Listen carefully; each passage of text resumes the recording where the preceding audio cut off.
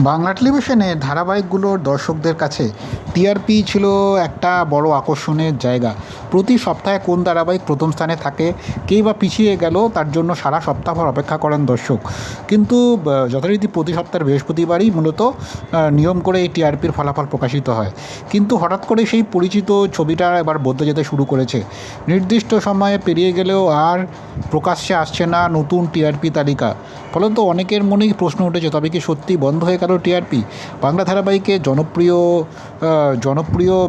জনপ্রিয়তা মাপার সেই বহু বছরের নিয়ম কি বদল করতে চলেছে?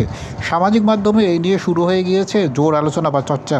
টিআরপি না প্রকাশ হওয়ায় সবচেয়ে বেশি ধোঁয়াশায় পড়েছেন ধারাবাহিক প্রেমীরা। প্রতি সপ্তাহে কোন ধারাবাহিক কত নাম্বার পাচ্ছেন, কোন নতুন গল্প দর্শকের মন জয় করলো, সেই চর্চায় যেন আচমকাই থেমে গিয়েছে। প্রযোজনা সংস্থা, চ্যানেল এবং দর্শকদের মধ্যে তৈরি হয়েছে নানান ধরনের প্রশ্ন।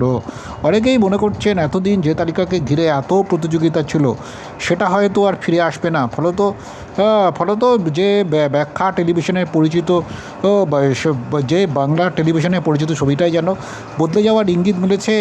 আর জল্পনা বাড়ছে শুধু দর্শক নন, বিজ্ঞাপন জগৎ এবং টেলিভিশন শিল্পের সঙ্গে জড়িত বহু মানুষের মধ্যেও এই পরিস্থিতি নিয়ে তুমুল আলোচনা শুরু হয়েছে।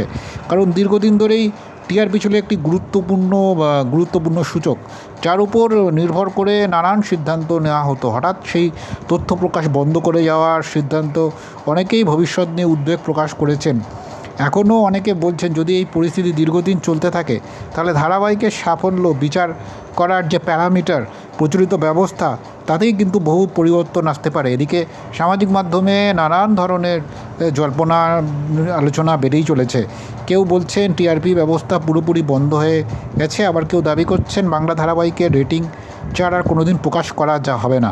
নিশ্চিত তথ্যের অভাবে এই গুঞ্জন আরও দ্রুত ছড়িয়ে পড়ছে। ফলত দর্শকদের একাংশের মধ্যে বিষয়টি এমন পর্যায়ে পৌঁছে গিয়েছে যে টিআরপির অধ্যায় বুঝি সত্যি শেষ হয়ে গেল। তবে বাস্তব ছবিটা একটু আলাদা। টিআরপি ব্যবস্থা স্থায়ীভাবে বন্ধ হয়ে যায়নি।